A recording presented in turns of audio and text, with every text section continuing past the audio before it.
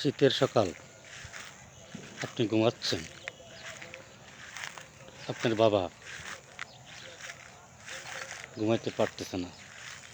কারণ সকালে যে পেশায় থাকুক না কেন, ওই পেশার জন্য ঠিকই উনি সকালে ঘুম থেকে উঠে ঘর থেকে বের হয়ে গেল। এই সেই বাবা, যার পায় না কখনো তুলনা। আপনাকে মানুষ করার জন্য যে পজিশনে আসছেন, ওই পজিশনে আনার জন্য কতই না পরিশ্রম বাবা করেছে।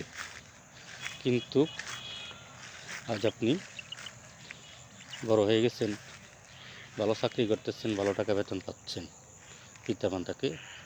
পিতামাতার খোঁজখবর আপনি নিচ্ছেন না। বাইরে প্রচণ্ড কুয়াশা, ঠিকই বাবা বের হয়ে গেল কাজের জন্য। আপনি ঘুমালেন, আপনার ওঠার যখন মন চায় তখনই আপনি উঠলেন, কারণ আপনার তো কোনো দায়িত্ব নাই। কিন্তু বাবার তো দায়িত্ব আছে, আপনার খাদ্য জোগাড় করতে হবে।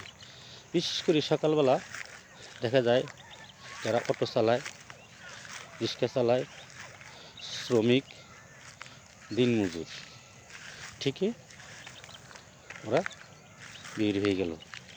ওদের সন্তানগুলা ঘরে ঘুমাচ্ছে, কিন্তু ঠিকই ওরা বের হয়ে গেল।